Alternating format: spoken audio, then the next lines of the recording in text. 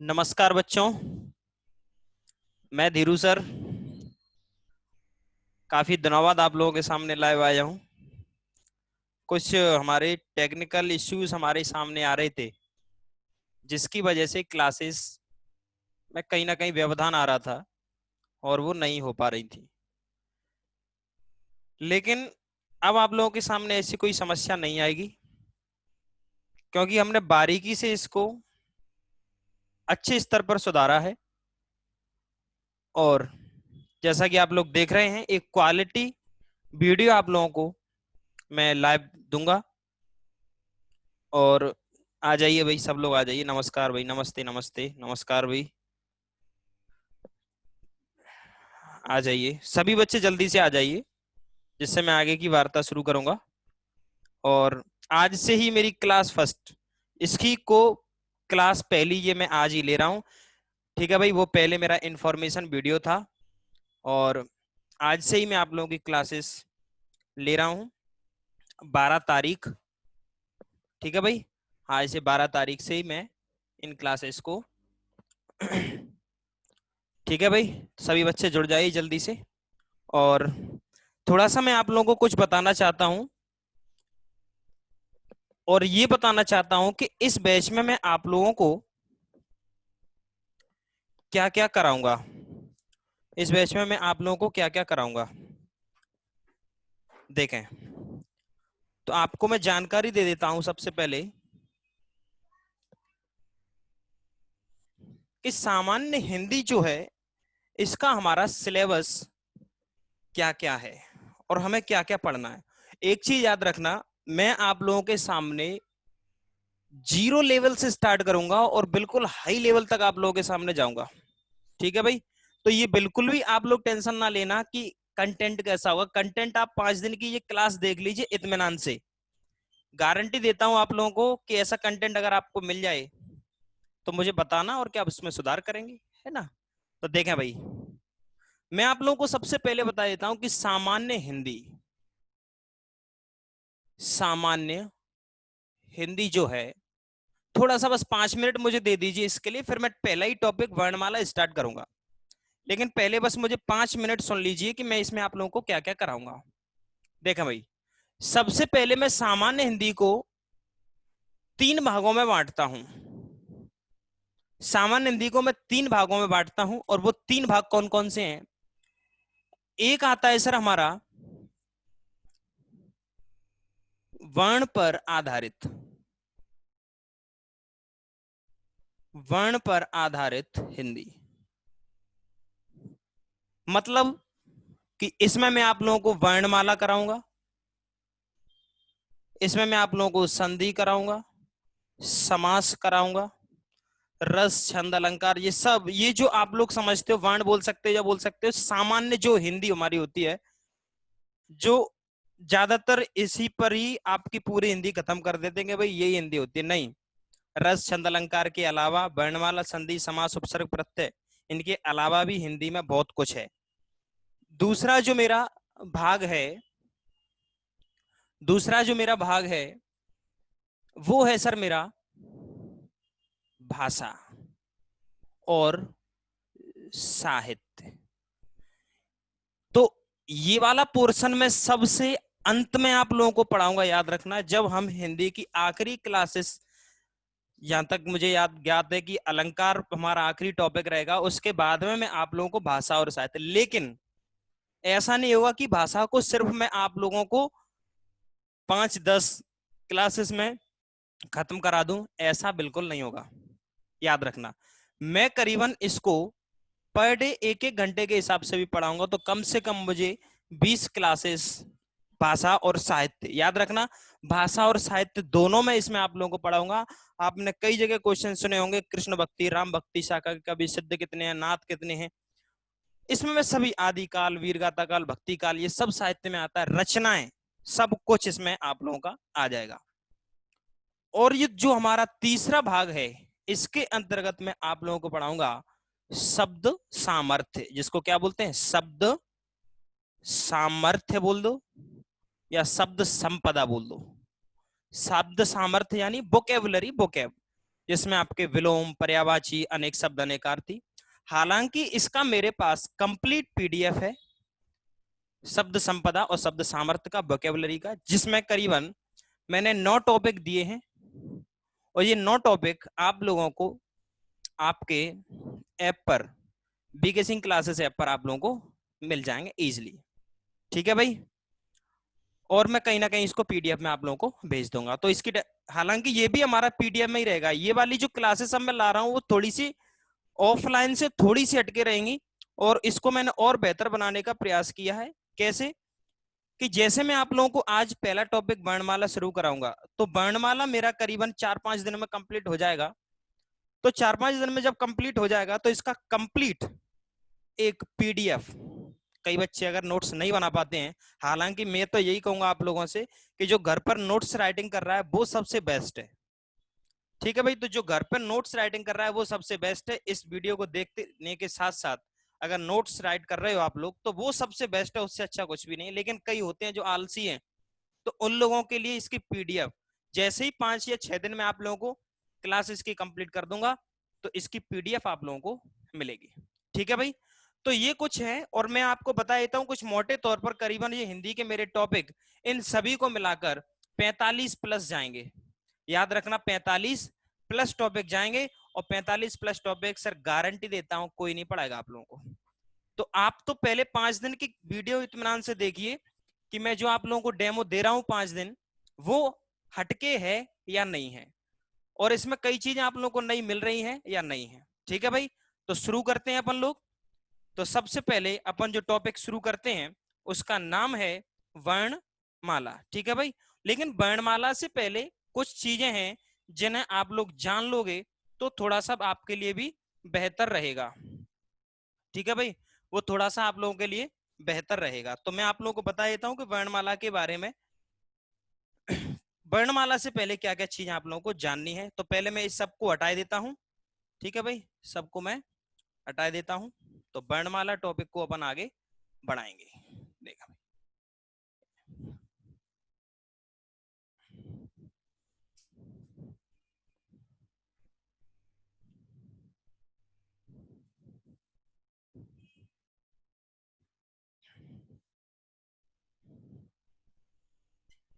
देखा भाई, सबसे पहले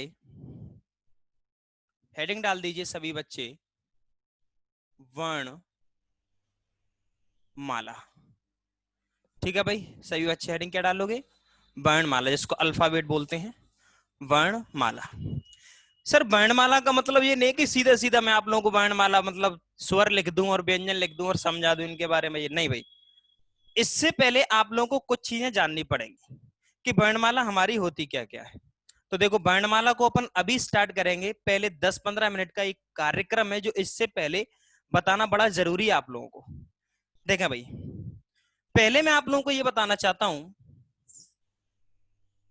कि कोई आप लोगों से पूछे भाषा की सबसे छोटी यूनिट क्या है, भाषा की सबसे छोटी यूनिट क्या है, मतलब कि जब बच्चा पैदा होता है तो जब वो बोल सबसे पहले छोटा होता है तो क्या वो सबसे पहले सुनना स्टार्ट करता है, बोलना स्टार्ट करता है, लिखना स्टार्ट करता है कि पढ़ना स्टार्ट करता है? आप लोग ही बताएंगे भाई, जल्दी से जल्दी से बताएं भाई कि क्या करता है बच्चा सबसे पहले। हाँ देखो, सबसे पहले बच्चा सुनेगा। क्या करेगा? सुनेगा। फिर क्या करेगा? बोलेगा, बोलना सीख गया तो। फिर क्या करेगा? फिर सबसे पहले उसके बाद तीसरे नंबर पे आएगा पढ़ना। देखो भाई, किसी को पढ़ना आ जाएगा, उसके बाद वो उस चीज को लिख भी लेगा। तो याद रखना, सबसे पहले सुनना, फिर बोलना, फिर पढ़ना, फिर लिखना। ये मैं आपको अभी बता दूंगा, लेकिन सबसे पहले आप लोग एक चीज समझ लीजिए। क्या? देखो भाई, ये मैं आपको एक छोटी सी चीज बता देता हूं। सबसे पहले ये आप लोग जान लीजिए,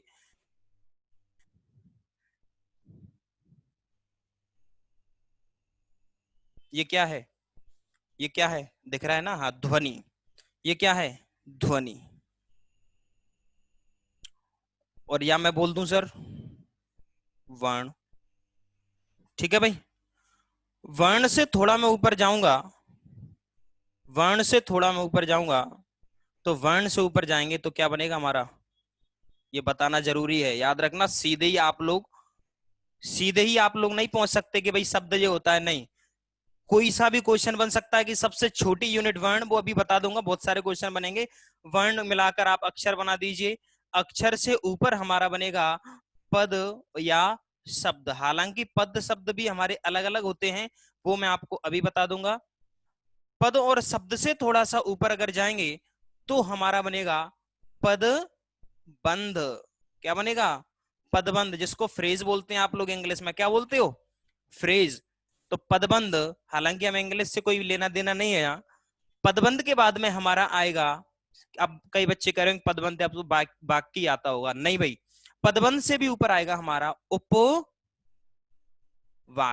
क्या आएगा भाई, उपवाक्य। और उपवाक्य से थोड़ा सा ऊपर जाके हमारा क्या मिलेगा, हमारा मिलेगा वाक्य। अब याद रखना ये बहुत जरूरी चीज है। अब आपको भले ही ये चीज समझ में ना आई हो, अब समझाने का काम मेरा है। तो देखा भाई, समझाने का काम मेरा क्या है।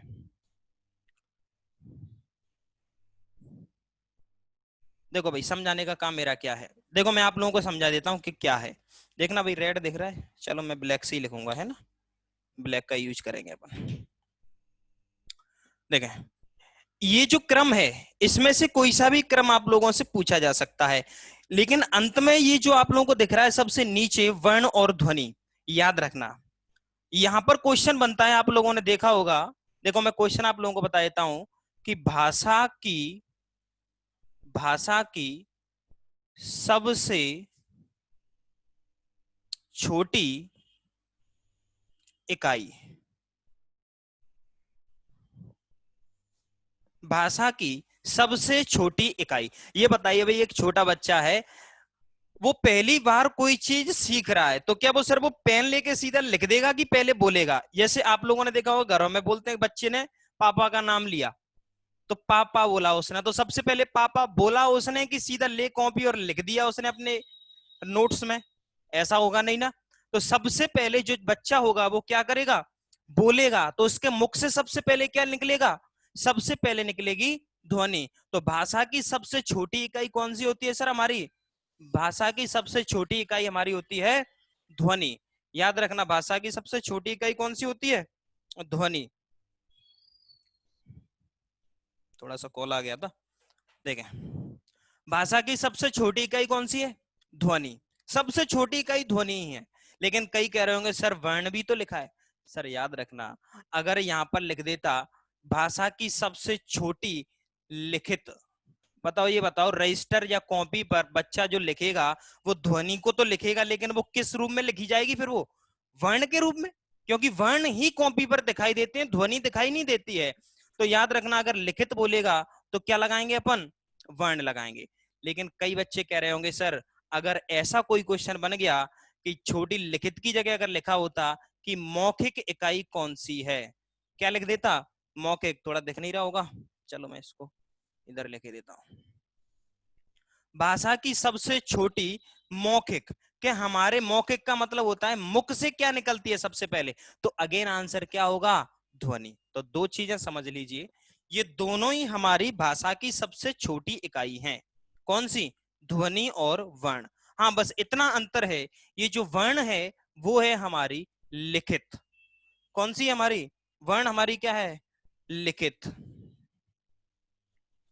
वर्ण क्या है हमारी, लिखित। और ये जो ध्वनि है वो क्या है हमारी, मौखिक। अब कई बच्चे कह रहे होंगे कि सर अगर ये दोनों ही ऑप्शन में आ गए कि भाषा की सबसे छोटी इकाई कौन सी है, अगर सर ये दोनों आ गए तो हमेशा प्राथमिकता किसको देना, ध्वनि को। क्योंकि ये बताओ आप लोग, अगर ध्वनि ही नहीं होगी तो वर्ण कहां से बन जाएंगे। तो वर्ण को बनाने के लिए कम से कम ध्वनि तो चाहिए। क्या चाहिए, उसको बनाने के लिए कम से कम ध्वनि तो चाहिए। जैसे मैं आप लोगों से बोलूं आ, तो मेरे मुंह से क्या निकली है, ध्वनि। अब मैं बोलूं कि सर भाई इसको लिख दो आप लोग, तो किसी कोई लिख देगा, भाई ले मैं लिख देता हूं, ये लिख दिया सर मैंने, आ लिख दिया। तो सर ये आ जो लिख दिया, तो ये क्या लिख दिया, लिख देंगे तो क्या बन जाएगा, वर्ण बन जाएगा। बस इतना ही तो समझना है कि अगर लिख देंगे ध्वनि को तो वर्ण बन जाएगा, और अगर नहीं लिखेंगे ध्वनि को तो हमारी ध्वनि ही रहेगी। ये इसीलिए इसको बोलते हैं सबसे छोटी इकाई। ठीक है भाई। अब बात आती है कि सर ध्वनि और वर्ण से ऊपर वाली यूनिट कौन सी? तो अक्षर है। कई टीचर अक्षर को वर्ण एक ही मानते हैं, कई इसके बारे में ही उल्टा सीधा बता देते हैं कि भाई अक्षर और वर्ण, कई अक्षर को यहां लिखते हैं वर्ण को नहीं। भाई वर्ण आपकी किताबों में दिया हुआ है, ये अपने मन से नहीं है, बार बार ये क्वेश्चन पूछा भी जा रहा है आप लोगों से, वर्ण और ध्वनि। तो भाई अक्षर सबसे छोटी यूनिट कैसे हो सकती है?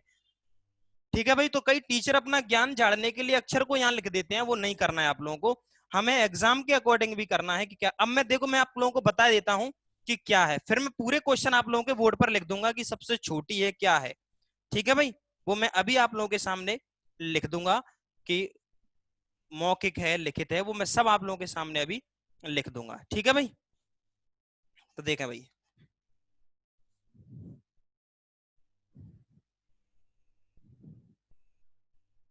थोड़ा सा क्या है ना, लाइव क्लासेस में थोड़ा सा हमें भी अजीब लगता है, क्योंकि ऐसे कैमरे पर पढ़ाने में थोड़ा सा अजीब लगता है। भीड़ भाड़ पढ़ाई है सर, खूब सारी भीड़ भाड़ पढ़ाई है क्लासों में, तो क्या लगता है थोड़ी सी ऊर्जा बच्चों में बनी रहती है ना। और विभिन्न प्रकार के बच्चे आते हैं महान, तो उनको उनसे वार्तालाप करने में थोड़ा सा, लेकिन कोई दिक्कत नहीं, 2-3 दिन में रम जाएंगे हम इन चीजों में। क्या कर जाएंगे? रम जाएंगे। तो देखें भाई, अभी हमारे सामने सिर्फ 2 ही क्वेश्चन बने हैं, और वो 2 क्वेश्चन कौन कौन से बने हैं वो देखो मैं आप लोगों को बता देता हूं। कौन कौन से 2 क्वेश्चन बने हैं? देखा भाई, ये 2 क्वेश्चन बने अभी।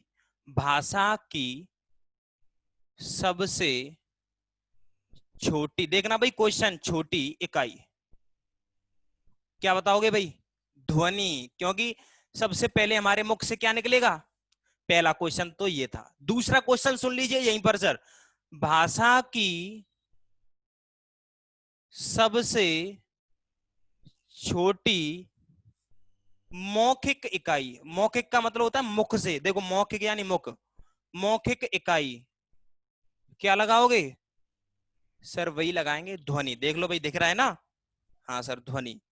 फिर बोले कोई आप लोगों से भाषा की सबसे छोटी लिखित, क्या बोल दे? लिखित इकाई, इसको क्या बोलेंगे अपन? वर्ण। सर टेंशन ना लेना, कंटेंट की मेरी गारंटी आप लोगों को, आप पढ़ोगे दिल खुश आप लोगों का हो जाएगा, कहो कि नहीं सर वास्तव में आप लोगों की आपकी चीजें अलग हैं। तो जो मेरे से पढ़े हैं वो बच्चे जानते हैं कि कंटेंट क्या है मेरा, आपको अंदाजा हो जाएगा, है ना।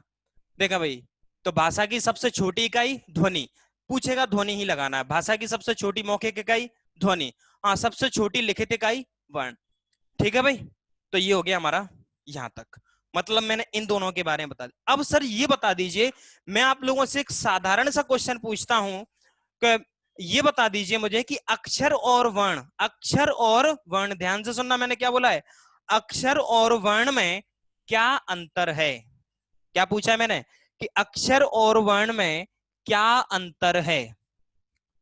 कोई बता सकता है भाई? बताओ भाई जल्दी जल्दी, मैं देखता हूं कमेंट किसी के। अक्षर और वर्ण में क्या अंतर है? देखो भाई मैं आप लोगों को बता देता हूं अक्षर और वर्ण में क्या क्या अंतर है। मैं आप लोगों के सामने एक शब्द लिख रहा हूं, देखना। चलो मैं एक ये ले लेता हूं, राज माता। क्या लिखा हुआ भाई? राज माता। ये एक कंप्लीट क्या लिखा हुआ है? ये कंप्लीट लिखा हुआ है एक शब्द। बोल दीजिए पद, अभी आप जो आपका मन है वो बोल दीजिए, शब्द बोलना है शब्द बोल दीजिए, पद बोलना है पद बोल दीजिए। अभी मैं कुछ नहीं कहूंगा, लेकिन अभी सिर्फ मुझे ये बता दीजिए ये शब्द होगा या पद होगा, वो अपन आगे देख लेंगे कि क्या होगा। तो देखें भाई, इस शब्द में आप लोग देख रहे होगे एक अक्षर रा, दूसरा अक्षर जा, तीसरा अक्षर मां और चौथा अक्षर ता। कितने अक्षर हो गए? तो याद रखना, अगर मैं राजमाता शब्द में अक्षर की बात करूंगा तो कितने अक्षर हो जाएंगे? 4। कितने अक्षर हो जाएंगे? 4। किसी शब्द में या पद में आप लोगों को जो सीधे सीधे दिख रहे हैं वही हमारे क्या होंगे? वही हमारे अक्षर होंगे। सीधे सीधे कितने दिख रहे हैं? 1 2 3 4, डंडा मंडा छोड़ो, 1 2 3 4 दिख रहे हैं कि नहीं? 4 अक्षर है। अब देखो, अगर मैं इसी में पूछूंगी सर इसमें वर्ण क्या है, तो एक चीज आप हमेशा याद रखना, ये बताओ इस रा में क्या लगा हुआ है, क्या लगा हुआ है, अरे डंडा लगा हुआ है, और डंडा काहेगा लगा हुआ है, बड़े आ का। देखो ये ऐसे लिखा हुआ है, रा के साथ में क्या लगा है, बड़ा आ। ये देखो आधा कर देते हैं, वो मैं आगे आप लोगों को समझाऊंगा कि कैसे ये निकलता है, लेकिन अभी ये समझ लो रा में क्या छिपा हुआ है, बड़ा आ। बताओ जा के साथ में कुछ लगा है क्या, जा के साथ में कुछ लगा है क्या, नहीं लगा। तो याद रखना जब कोई डंडा नहीं लगा होता तो ये चीज हमेशा याद रखना, उसमें हमेशा छोटा आ ही छिपा रहता है। कभी भी जीवन में कोई भी अक्षर अगर नॉर्मल लिखा हुआ है तो उसका मतलब है उसमें क्या छिपा हुआ है, उसमें छिपा हुआ है छोटा आ। तो देखा भाई, जा में क्या छिपा होगा, जा में छिपा होगा छोटा, कोई भी अक्षर नॉर्मल लिखा हुआ है, जैसे मैं लिख दूं आप लोगों के सामने का, तो का में भी क्या छिपा होगा, का प्लस आ। कभी भी नॉर्मल लिखा हुआ है तो उसमें छोटा आ माना जाएगा, ठीक है भाई। तो जा को भी मैंने तोड़ दिया, प्लस लगा देंगे। मां में क्या लगा हुआ है, देखो भाई ध्यान से, मां में आप कहोगे सर मां में बड़ा आ, और प्लस ता में भी क्या लगा हुआ है, ता में भी बड़ा आ लिखा हुआ कि नहीं। मैंने इसका पोस्टमार्टम कर दिया सर, क्या कर दिया, पोस्टमार्टम कर दिया इस राजमाता, माफी चाहूंगा राजमाता का नहीं, मतलब राजमाता शब्द का, पद का।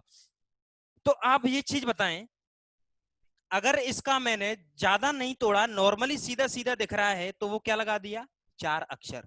और जब मैंने इसका पोस्टमार्टम कर दिया तो इन सभी को गिन लीजिए भाई, आप लोग गिनोगे तो कितने हो रहे हैं सर, 1 2 3 4 5 6 7 8। तो याद रखना अगर इसकी मैं बात करूं तो वर्ण कितने होंगे, 8। अब मुझे ये बताइए कि छोटी यूनिट वर्ण ही थी कि नहीं थी, क्योंकि छोटी छोटी चीजें क्या थी, कुछ छोटी चीजें मिल रही हैं और क्या बना रही हैं, देखो ये दो छोटी चीजें, दो वर्ण आपस में मिलकर क्या बना रहे हैं, अक्षर। ये दो आपस में मिलकर क्या बना रहे हैं, अक्षर। ये दो आपस में मिलकर एक अक्षर, दो, तो मैं ये कह सकता हूं सर कि दो वर्ण बराबर एक अक्षर। तो छोटी यूनिट कौन सी होगी हमेशा हमारी, वर्ण। वर्ण सबसे यूनिट है छोटी है, इसीलिए यहाँ पर क्या लिख दिया है सर मैंने, वर्ण। तो वर्ण और अक्षर में ये अंतर है। देख लो भाई यहां तक कितने बच्चे हैं, जल्दी से मुझे बता दीजिए, देख लीजिए भाई। हाँ हाँ भाई देख ले, ठीक है भाई, चलो। तो मैंने ये जोड़ दिया तो हमारे क्या बन गए, अक्षर और वर्ण। बात समझ में आई कि नहीं, अक्षर क्या होता है, अक्षर होता है किसी शब्द में, क्या बोलेंगे, किसी शब्द में जो आपको सीधे दिख रहा हो, किसी शब्द में जो आपको सीधे दिख रहा होगा वो हमारा अक्षर होगा, और उसका अगर पोस्टमार्टम कर दोगे तो वो वर्ण होगा। ये दोनों में अंतर होता है अक्षर और वर्ण में। अब देख लीजिए भाई कि हमारा शब्द और पद क्या होता है, शब्द और पद क्या होता है। देखो भाई अगर मैं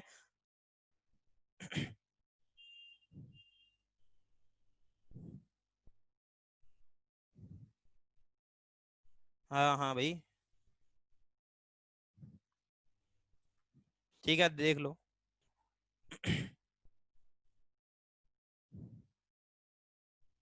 चलो, तो बात समझ में आएगी नहीं आई, चलो। अब मैं आप लोगों को बताता हूं कि पद और शब्द में क्या अंतर, कोई समस्या नहीं आएगी वैसे, है ना, मैंने कर दिया है, कोई दिक्कत नहीं आएगी।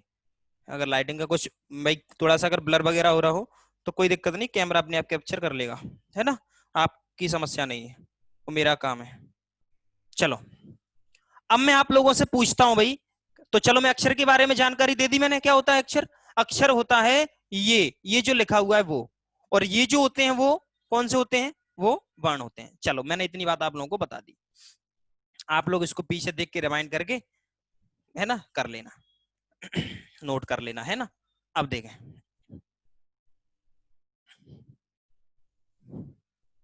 बड़ी बारीकी से आप लोगों को पढ़ाऊंगा। तो कोई आप लोगों से ये पूछ ले सर कि ध्वनि और वर्ण के बाद कौन सी यूनिट आती है, आप कहोगे अक्षर, कह दोगे ना इतना। चलो, अब मैं पूछूं सर अक्षर से बड़ी चीज क्या है, क्या है, पद या शब्द।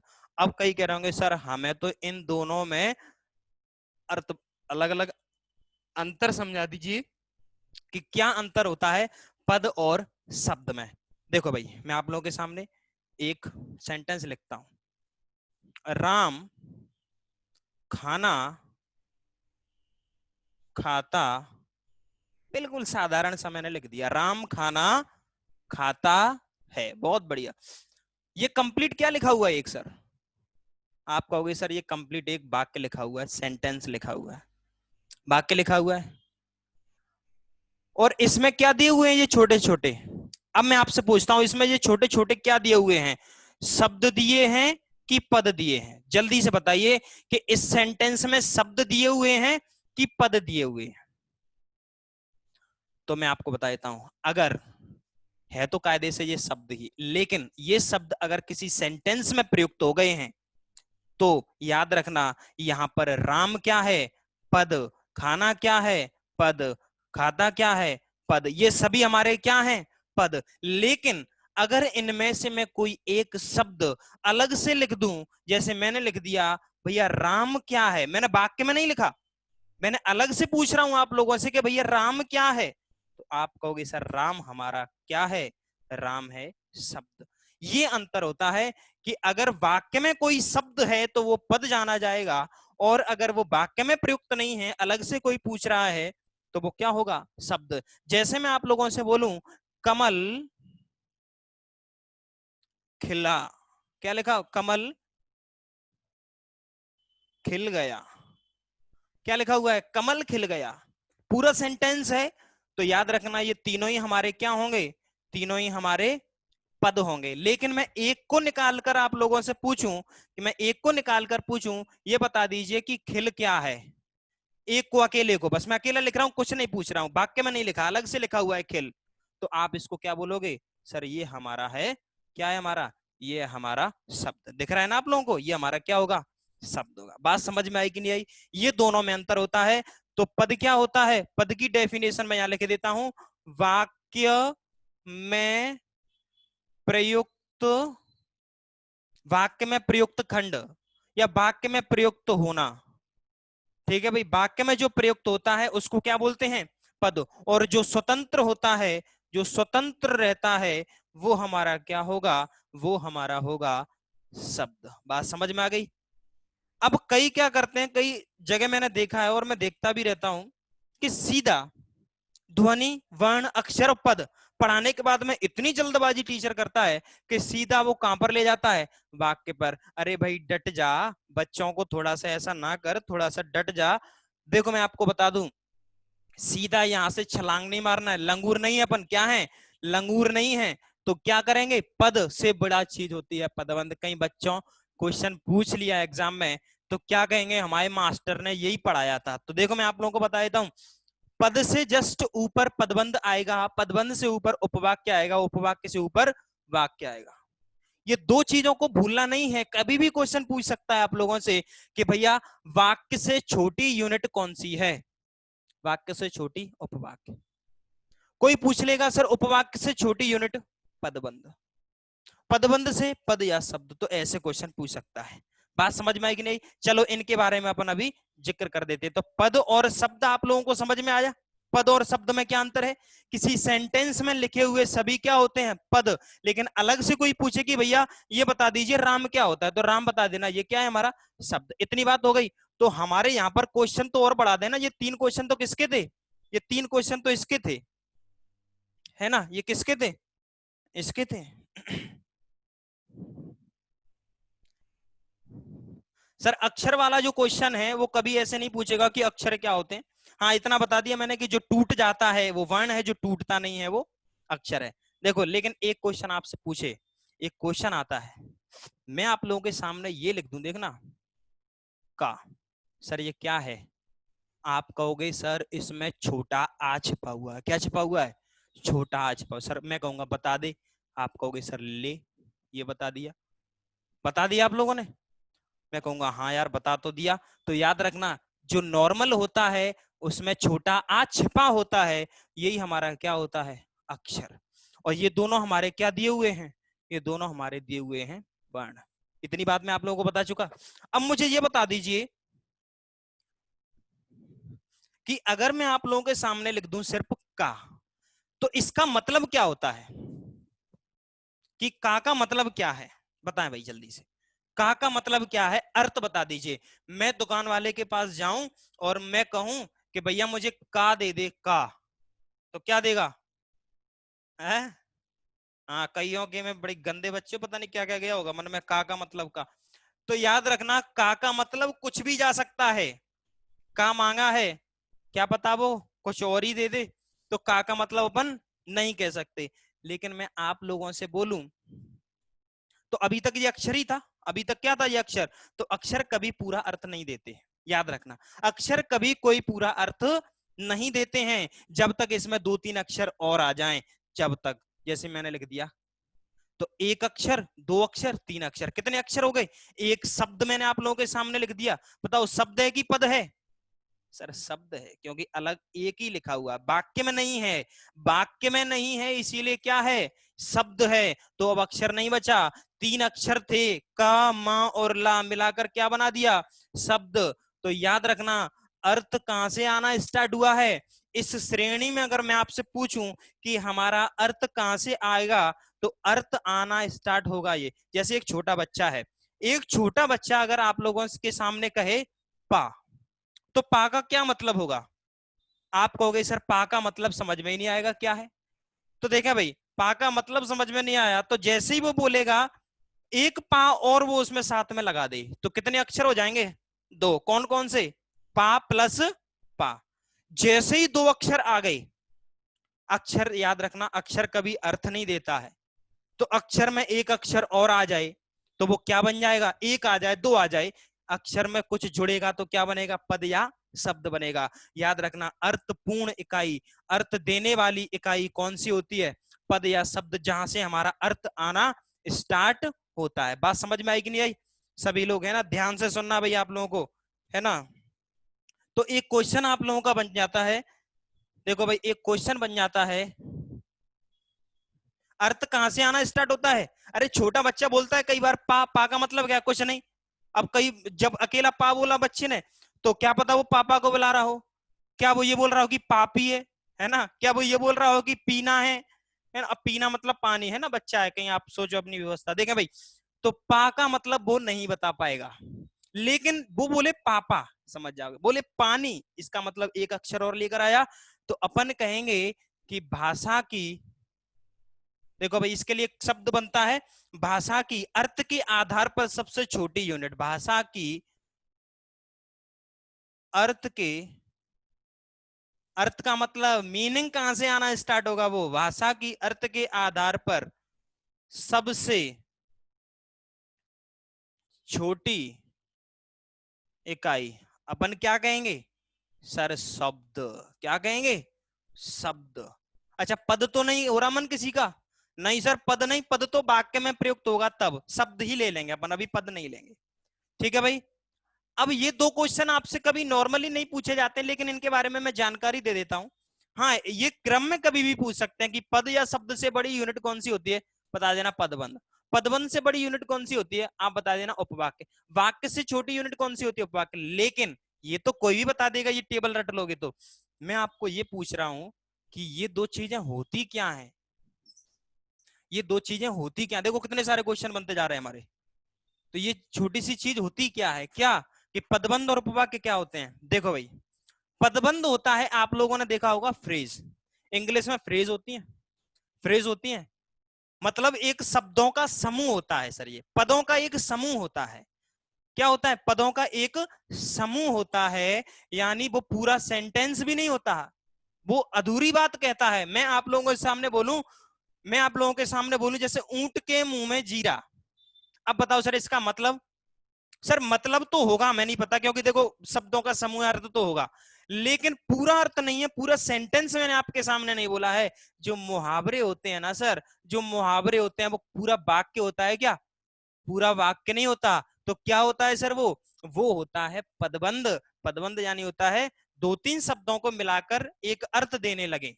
तो मुहावरे क्या है, पूरा सेंटेंस नहीं होते हैं, छोटी सी चीज होती है, उसी को अपन क्या बोलते हैं, पदबंध। पदबंध का मतलब होता है शब्द या पदों का समूह। क्या कहलाता है, शब्द, इसकी डेफिनेशन है शब्द या पदों का समूह। क्या कहलाता है, समूह, पदबंध कहलाता है।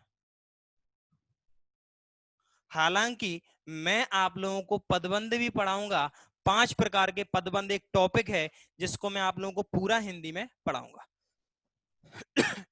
ठीक है भाई, तो हमारी रामायण कहां तक आ गई, पदबंध तक अपन पहुंच चुके हैं और हमारे सामने इतने सारे क्वेश्चन अभी निकल चुके हैं। याद रखना, हवा में नहीं उड़ाना है।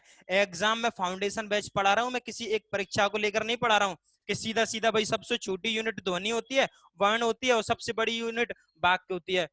कुछ भी नहीं कर पाओगे, जीवन में बैठे रह जाओगे। बस याद रखना, तो सभी चीजों को पढ़ना पड़ेगा, आप लोगों को डीप में पढ़ना पड़ेगा। हाँ, ये कि थोड़ा सा टाइम लगेगा, लगने दो। आप कौन से बिजनेसमैन हो, है ना, बिल्कुल नल्ले, हम तो सभी क्या है, नल्ले हैं। तो हमें तो पढ़ना ही, हमारा काम ही एक ही है। देखें अब वाक्य और उपवाक्य में क्या अंतर है, बस ये समझना सबसे जरूरी है कि वाक्य और उपवाक्य में क्या अंतर है। तो देखो मैं आप लोगों को समझा देता हूँ वाक्य और उपवाक्य। मैं एक सेंटेंस लिख रहा हूं सर, देखना ध्यान से सुनना। सेंटेंस यानी एक वाक्य लिख रहा हूं और आप बताना ये क्या है। यह वही लड़का है जो कल पिटा था। यह वही लड़का है जो कल पिटा था। क्या लिखा हुआ है, यह वही लड़का है जो कल पिटा था। कायदे से मैं आपसे पूछूं तो बच्चा भी बता देगा सर, एक छोटा बच्चा भी, कि ये पूरा क्या लिखा हुआ है।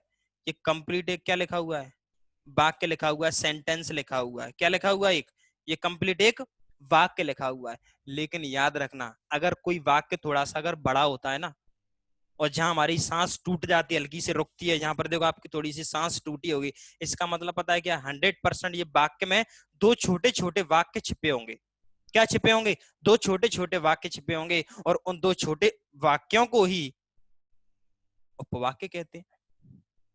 तो ये कंप्लीट हमारा क्या लिखा हुआ है, वाक्य। इसमें दो छोटे छोटे उपवाक्य आप लोगों को मार्कर कहां रख दिया भाई, हाँ देखें, इस छोटे छोटे दो वाक्यों को, ये यहां से एक यहां तक, तो ये हमारा क्या होगा, एक ये होगा पहला उपवाक्य। क्या है ये हमारा उपवाक्य। और ये हमारा क्या है, ये क्या है हमारा, ये भी हमारा क्या है, एक उपवाक्य। तो मुझे ये बताओ, वाक्य बड़ा कि उपवाक्य बड़ा। सर कहेंगे वाक्य बड़ा, क्योंकि ये कंप्लीट पूरा क्या लिखा हुआ है, एक एक वाक्य लिखा हुआ है। और इसमें दो छोटे छोटे क्या छिपे हुए हैं, इसमें दो छोटे छोटे उपवाक्य छिपे हुए हैं। इसका मतलब अपन कहेंगे वाक्य सबसे बड़ी यूनिट होती है और उपवाक्य उससे थोड़ी सी छोटी। तो सभी के बारे में मैंने चर्चा कर दी, लेकिन अभी हमारा क्वेश्चन भरना स्टार्ट है ना। ये आप लिख लेना अभी वीडियो रोक के। देखें, क्वेश्चन हमारे कहां तक बन गए, यहां तक बन गए, पदबंध तक, है ना, पदबंध तक अपन क्वेश्चन बना चुके थे। अब देखो, इसके बारे में मैं लिख देता हूं, भाषा की क्या है ये, वाक्य क्या है, भाषा की सबसे बड़ी इकाई। भाषा की सबसे बड़ी इकाई क्या होती है, वाक्य। दूसरी बात, भाषा की सबसे, देखो सबसे बड़ी जुड़ा हुआ तो 100% वाक्य पर ही बात पहुंचेगी, चाहे कुछ भी लिखे वो। भाषा की सबसे बड़ी सार्थक इकाई क्या कहेंगे, वाक्य। क्या कहेंगे, चाहे सार्थक हो, चाहे अर्थ देने वाली हो, कुछ भी हो, सबसे बड़ी जुड़ा है ना, सबसे। अब कोई कह रहे होंगे सर वर्णमाला बोला था, ये क्या पढ़ा रहे हो भाई, यही होता है तरीका। पहले ये पढ़ो तब वर्णमाला पर आएंगे अपन की वर्णमाला है क्या हमारी। पहले यही नहीं जानते हो तो फिर कहां से, है ना, कहां से कुछ बता पाओगे। अब देखो, ये तो नॉर्मली मैंने आप लोगों को पूरी जानकारी आप लोगों को दे दी कि क्या क्या है और क्या क्या इसका मतलब है। देखो, लेकिन एक क्वेश्चन और आता है भाषा के लिए ही, ये एमपीएसआई ने पता नहीं किसी एग्जाम में पूछा था, भाषा की पूर्णतः इकाई कौन सी है, पूर्णतः इकाई, भाषा की पूर्णतः इकाई क्या है, क्या कहोगे। याद रखना, मैं आपको 5-6 दिन जो पढ़ाऊंगा, मैं गारंटी देता हूं आप लोगों को चीजें बहुत ज्यादा हद तक अच्छी मिलेंगी। कहीं पर भी किसी से भी मुकाबला, कहीं पर भी कंटेंट देखना, आपको मैं सबका सबका निचोड़, सभी किताबों का निचोड़, आपको कुछ पढ़ने की जरूरत नहीं है। ये नोट्स जितने मैं आप लोगों को बनवा देता हूं, उससे ज्यादा आपको पढ़ने की जरूरत नहीं है। बस मेरे पे विश्वास, यहाँ पर डटे रहो, है ना भाई। तो भाषा की पूर्णतः इकाई ये शब्द भी आता है। देखो भाई कितने सारे, और आपको दो रटवाए जाते हैं भाई कि भाषा की सबसे छोटी वर्ण ध्वनि और बड़ी वाक्य, भैया ये भी है। हाँ, अब ये पूछ सकता है आप लोगों से कि वाक्य से छोटी इकाई कौन सी है, वाक्य से जस्ट पहले की कौन सी है, समीप कौन सी है, वाक्य के समीप इकाई कौन सी है, पद नहीं भाई, उपवाक्य। तो ये दो चीजें भी आप लोगों को जानना जरूरी था। अब मैं आप लोगों को कुछ एक्स्ट्रा चीजें बता देता हूं कि क्या है। देखो भाई, इस ध्वनि के बारे में मैं आप लोगों को बता देता हूं थोड़ा सा कि ध्वनि क्या होती है। देखो भाई, ध्वनि के बारे में मैं आप लोगों को बता दूं तो ये इस ध्वनि का एक अन्य नाम भी है। ध्वनि का एक अन्य नाम है, ध्वनि को बोलते हैं अपन स्वन। क्या बोलते हैं? स्वन। ध्वनि का मतलब क्या होता है? स्वन। फोन, फोनोलॉजी में से आया हुआ शब्द है। ध्वनि का मतलब क्या होता है? स्वन। और एक इसका नाम और है जिसको बोलते हैं स्फोट। क्या बोलते हैं? स्फोट, है ना। तो इसका क्या नाम है? स्फोट। तो ये चीजें भी आप लोग याद रखना। और ये जो स्फोट शब्द है वो हमारा स्फोट यानी होता है, मैं आपको पढ़ाऊंगा स्फोट के बारे में भी अभी आगे वर्णमाला में ही स्फोट क्या होता है। कई सारी नई चीजें आपको मिलेंगी, पुराने बच्चों को भी इसमें बहुत सारी चीजें नई मिलेंगी, याद रखना है ना। चलो अब देखो भाई, ये बताओ मुझे कि स्फोट का मतलब क्या है। तो देखना, स्फोट का दिख रहा है ना आप लोगों को। हाँ, देखो स्फोट का मतलब होता है, स्फोट का मतलब क्या है? ध्वनि के, ये ध्वनि के ही नाम है। ध्वनि को ही स्वन बोलते हैं, ध्वनि को ही स्फोट बोलते हैं। लेकिन मैं आप लोगों से पूछूं कि ये स्फोट शब्द दिया किसने? स्फोट शब्द दिया किसने? किसने ध्वनि को स्फोट बोला है? तो याद रखना, पतंजलि का नाम सुना है? पतंजलि, पतंजलि का नाम सुना है क्या? पतंजलि, बाबा रामदेव नहीं बुद्धू, पतंजलि। पतंजलि, पतंजलि की एक कृति है, रचना है महाभाष्य। क्या है? पतंजलि की रचना है महाभाष्य। तो पतंजलि के महाभाष्य में पतंजलि गुरु ने ही महाभाष्य रचना में स्फोट शब्द ध्वनि के लिए प्रयुक्त किया है। तो ये कुछ आपको बताना था। तो ये होगी हमारी क्या, ठीक है भाई। चलो, अब इतने सारे क्वेश्चन बनने के बाद भी कुछ गुंजाइश रह जाती है क्या? अब मैं आप लोगों के विवेक पर एक आध क्वेश्चन पूछता हूं। मुझे ये बताइए, भाषा की सबसे प्रारंभिक इकाई कौन सी है? कसम है आप लोगों को पड़ोसी की, सही सी बताना कि भाषा की सबसे छोटी प्रारंभिक इकाई। ब्लर कर रहा है क्या? अभी नहीं करेगा। भाषा की सबसे छोटी प्रारंभिक इकाई बताओ भाई, कहां से प्रारंभ किया था आप लोगों ने? जो बच्चा पैदा होता है सबसे पहले वाक्य बोलना स्टार्ट कर देता है कि ध्वनि या वर्ण? कहोगे सर ध्वनि। तो भाषा की प्रारंभिक इकाई कौन सी होती है? ध्वनि। तो अपन यहीं पर लपेट लेंगे या ये बोल देंगे, यही हमारी क्या होती है? यही होती है भाषा की प्रारंभिक इकाई। ऊपर ही कर सकता हूं मैं तो, भाषा की प्रारंभिक इकाई क्या होती है? ध्वनि। देखो भाई, हिंदी का मामला ऐसा है कि वो टर्म्स में ही फंसाएगा आप लोगों को। उल्टे सीधे टर्म्स दे तो चीजें सब आती हैं, बस उल्टा सीधा टर्म्स दे दी तो बच्चा वहीं पर कंफ्यूज हो जाता है। तो बस वही नहीं करना है आप लोगों को, है ना। शेयर करना है भाई, शेयर। हाँ, शेयर करना है। शेयर करते जाओ। चलो, तो प्रारंभिक इकाई कौन सी होती है? ध्वनि। प्रारंभिक इकाई कौन सी होती है? ध्वनि। तो बस इतने सारे हमारे कुछ क्वेश्चन थे जिनको मुझे आप लोगों को बताना था। अब मैं आप लोगों को एक चीज और बता देता हूं कि भाषा के कौशल आप लोगों ने पढ़े होंगे, नहीं पढ़े हो तो हालांकि मैं भाषा में आप लोगों को पढ़ाऊंगा। देखो भाई, भाषा के कौशल यहीं पर समझ लो, कोई जरूरी नहीं है, हालांकि मैं भाषा में आप लोगों को बहुत अच्छे से पढ़ाऊंगा कि क्या है। ये बना लेना, और ये रे क्वेश्चन सारे, है ना। देखो भाई, भाषा के कौशल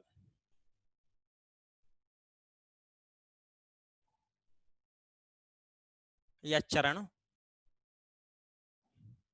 देखो भाई, भाषा के कौशल, भाषा के कौशल मतलब किसी बच्चे से ही अपनी ध्वनि शुरू होगी। ध्वनि शुरू होगी ना, तो बच्चा क्या करेगा? सबसे पहले चीजों को, हाँ, सुनेगा। तो भाषा के कौशल कितने होते हैं? चार। सबसे पहला सुनना। बच्चा क्या करेगा? सबसे पहले सुनेगा। देखो भाई, अपन बोलेंगे उसको सबसे पहले तो वो क्या होता है? एकदम बच्चा मुचा हुआ होता है, बिल्कुल है ऐसे मस्त, वो जानता नहीं है क्या है। अपन बोलेंगे उसको, बेटा पापा बोल, मैं ही हूं पापा बोल, है ना। तो क्या करेगा? सुनना। बच्चा पहले सुनेगा, फिर किसी दिन बोलेगा बड़े इत्मीनान से पापा। तो क्या बोलेगा सुनना के बाद में? बोलना। क्या करेगा? बोलना। सबसे पहले क्या होंगे? सुनना और बोलना। मुझे ये बता दीजिए, ये दोनों ध्वनि के ही अंग हैं कि नहीं है, सुनना और बोलना? हाँ सर, ये ध्वनि ही सुनी जाएगी और ध्वनि ही कि सर वर्ण को सुना जाता है? नहीं, किसी के मुख से क्या निकलेगा? ध्वनि। बोली क्या जाएगी? ध्वनि। तो सुनना और बोलना किसके अंग हैं? ध्वनि के। याद रखना, 4 कौशल है। बच्चा पहले सुनेगा, बोलेगा, फिर तीसरा क्या करेगा? तीसरा करेगा पढ़ना, और चौथे नंबर पर क्या आएगा? लिखना। सही है कि नहीं? पढ़ना और लिखना। और फिर ये पढ़ना और क्या पढ़ा जाता है भाई? ध्वनि पढ़ी जाती है क्या? अच्छा, क्या लिखा जाता है कॉपी पर? अगर मैं लिख दूं, ये बोर्ड पे लिख रहा हूं, वो क्या लिख रहा हूं मैं? वर्ण। तो ये दोनों किसका अनुसरण करते हैं? वर्ण का। ये चीजें हालांकि मैं आप लोगों को आगे भी पढ़ाऊंगा, नहीं भी आए समझ में ये कि भाषा के 4 कौशल क्या हैं, तो कोई दिक्कत वाली बात नहीं है। याद रखना, कोई दिक्कत वाली बात नहीं है। तो भाषा के कितने कौशल हैं? भाषा के कितने कौशल हैं? भाषा के कौशल हैं हाँ भाई, टाइम देख रहे हैं ना थोड़ा सा। भाषा के कौशल कितने हैं? 4। सुनना, बोलना, पढ़ना और लिखना। सुनना बोलना, क्या सुनते हैं? ध्वनि को ही तो सुनेंगे। किसी ने बोला राम, तो क्या आई सर ये हमारे मन में, हमारे कानों में? ध्वनि। तो सुनना ध्वनि। कोई बोलेगा भाई राम, तो क्या निकली? बोला। तो ये सुनना बोलना ध्वनि का अनुसरण करेंगे। और पढ़ी क्या जाता है? वर्ण को ही पढ़ते हैं और वर्ण को ही लिखते हैं। ये चीज अगर समझ में आ जाए तो ठीक है, और नहीं आए तो स्किप कर देना, मैं आपको आगे पढ़ा दूंगा। ये यहाँ की जरूरत नहीं है, आगे की चीजें हैं जी। ठीक है भाई, इसको समझ लीजिए सबसे पहले कि ये मैंने आप लोगों को आज क्या पढ़ाया है। ठीक है भाई, तो सबसे बड़ी यूनिट वाक्य हो गई, सबसे छोटी यूनिट ध्वनि या वर्ण हो गई। ठीक है भाई, आज हम सिर्फ इतना ही पढ़ पाएंगे। कल से अगर मैं आप लोगों की क्लास लूंगा तो वर्णमाला की परिभाषा से ही सीधी मैं क्लास लूंगा आप लोगों की। बस इतना याद रखना, आज जो मैंने पढ़ाया है वो आपकी पहली क्लास है, इसीलिए मैं थोड़ा सा ही पढ़ाया है ना भाई? थोड़ा सा ही पढ़ाया है। अब मैं आपको आगे कल वर्णमाला, यानी कल यानी 13 तारीख से मैं आप लोगों को क्या पढ़ाऊंगा? वर्णमाला हमारी स्टार्ट होगी। ये इंट्रोडक्शन दिया है मैंने किसका? भाषा का, हल्का सा। भाषा नहीं है, भाषा नहीं है, भाषा अलग चीज है। मैं भाषा में पूरा पढ़ाऊंगा, द्रविड़ भाषा, मानक भाषा, ये सब पढ़ाऊंगा। ये सिर्फ अभी वर्णमाला से पहले का आधा घंटे जानने वाली चीजें हैं कि ध्वनि क्या होती है, वर्ण क्या होती है। ध्वनि वर्ण सबसे छोटी यूनिट होती है, सबसे बड़ी वाक्य। ये लिखे हैं सर बहुत सारे क्वेश्चन, और ये सभी क्वेश्चन इस पे अप्लाई करके देखना। मैं बता भी देता हूं फिर से। भाषा की प्रारंभ, बच्चा क्या बोलता है सबसे पहले? ध्वनि। बहुत बढ़िया। भाषा की सबसे छोटी इकाई बच्चे के लिए ध्वनि। फिर मैं बोली भाषा की सबसे छोटी मौखिक इकाई ध्वनि। 3 क्वेश्चन ध्वनि के हैं। अब कोई सा भी टर्म अलग तरीके से पूछे, ध्वनि लगा देना। अच्छा, लिख देंगे अगर उसी ध्वनि को तो क्या बन जाएगी? वर्ण। तो भाषा की सबसे छोटी लिखित वर्ण। अब मैं इसके बाद बात करूं कि भाषा के अर्थ के आधार पर अर्थ आना कहां से स्टार्ट होता है भाई? अर्थ कहां से आना स्टार्ट होता है? बताया था ना कि अकेला का लिख दूं तो का मतलब नहीं पता, मैं मां और जोड़ दूं मां, तो क्या बन जाएगा? कम। कम का मतलब कम, थोड़ा, अर्थ आना स्टार्ट हो गया। तो अर्थ आना स्टार्ट कहां से होगा? पद या शब्द पे से। फिर मैंने आप लोगों को बताया कि सर पद और शब्द में भी क्या अंतर है। बहुत अच्छे से जानते हैं। पद और शब्द का मतलब वाक्य में प्रयुक्त पद होते हैं, अलग से लिख देंगे तो शब्द होते हैं। पदबंध फ्रेज होते हैं, ये पूरा सेंटेंस नहीं होता है। जैसे मुहावरे हो गए, कुछ छोटे छोटे शब्दों का ग्रुप होता है, उसको पदबंध। और वाक्य और उपवाक्य मैंने बताया था आप लोगों को कि ये वही लड़का है जो कल पिटा था। तो पूरा सेंटेंस वाक्य लिखा हुआ है, छोटे छोटे खंड आप लोगों को दिखाई दे रहे होंगे, उसको उपवाक्य बोलते हैं। और ये चीज सबसे महत्वपूर्ण कि अक्षर और वर्ण में क्या अंतर है, फिर से सुन लीजिए जल्दी से। कि जैसे मैं आप लोगों के सामने लिख दूं कमल, क्या लिखा हुआ है? ये एक शब्द। कितनी चीजें दिख रही हैं इसमें? 3। तो 3 क्या है ये हमारे? 3 ये है हमारे अक्षर। क्या है? 3 अक्षर। और इन 3 को मैं तोड़ दूं तो बताओ का में क्या छिपा होगा? छोटा आ। देखो कभी भी कोई अक्षर नॉर्मल लिखा होता है तो उसमें छोटा आ छिपा होता है। तो क्या करेंगे? का में छोटा आ है तो का में छोटा है तो ये आ, माँ में छोटा आ है तो माँ में छोटा आ, और ला में छोटा आ है तो ये। तो देख गिनना भाई, 1 2 3 4 5 6। कितने हो गए? 6। तो वर्ण की बात की जाएगी तो वर्ण कितने हो गए? 6। ये मैं आप लोगों को पीछे देखना मैंने आपको पूरे ही इंट्रोडक्शन में सब कुछ बता दिया कि अक्षर नॉर्मल लिखा होता है तो वो छोटा आ छिपा होता है। ठीक है भाई, आई होप आप लोगों को आज की क्लास अच्छी लगी होगी। मुझे नहीं पता मैंने कितना पढ़ा दिया, लेकिन कल फिक्स मैं 1 घंटा आप लोगों को पढ़ाऊंगा और 1 घंटे के अंदर मैं आप लोगों को सारी चीजें, वर्णमाला कल से स्टार्ट होगी, याद रखना। आज तो सिर्फ ये बताना था कि ये चीजें क्या होती हैं, ये थोड़ा सा ये जानकारी जरूरी होती है। कल अपन आएंगे वर्णमाला को बहुत डीप में मैं आप लोगों को पढ़ाऊंगा। आप खुद कहोगे कि हाँ सर ये हमने नहीं पढ़ा कभी, वही चीजें आप लोगों को मैं दूंगा। गारंटी है मेरी, बस ये 5 या 6 दिन की क्लास देख लेना, आपका हिंदी पढ़ने का नजरिया बदल जाएगा, चाहे आपने कहीं पढ़ी हो चाहे नहीं। और सबसे बड़ी बात अंत में यही कहूंगा, फ्री के चक्कर में मत रहना। फ्री क्लासेस के चक्कर में अगर मैं आपसे बोल दूं, अभी कई बच्चे फोन कर रहे थे कि सर ये वाले ये फ्री दे रहे हैं, आप पैसा क्यों ले रहे हो? तो मैं आपको एक चीज बता देता हूं, फ्री में पढ़ाऊंगा तो सिर्फ या 4 या 5 टॉपिक पढ़ाऊंगा, फ्री में ये होता है। और अगर मैंने आपसे पैसे लिए हैं तो ये मेरा कर्तव्य बनता है कि मैं आप लोगों को पूरा एकदम डीप में और पूरा कंप्लीट सिलेबस कराऊंगा। जो मैं ऑफलाइन बैचेस में कराता हूं ना, उससे भी ज्यादा, ये मेरी गारंटी है, क्योंकि मैं घर पर हूं, मैं और घर पर हूं, बिल्कुल फ्री बैठा हुआ हूं। ठीक है भाई, तो मैं पूरा 100% हिंदी में ही आप लोगों को दूंगा। और आप लोग बस 5 दिन मेरी ये डेमो क्लास लेना। 5 दिन के आपकी इच्छा है, 5 दिन के बाद पैसा जमा करना है, कब करना है अभी नहीं करना, किसी को मत करो। मैं तो ये कहूंगा पहले डेमो लीजिए, उसके बाद मिलते हैं। ठीक है भाई, नमस्कार बच्चों। और अपन आगे की क्लास कब करेंगे? कल अपन इसको कंप्लीट करेंगे। तब तक के लिए मुझे आज्ञा दीजिए, नमस्कार। इसको शेयर करना करना है ना भाई, बिल्कुल शेयर करना। ठीक है भाई, नमस्कार।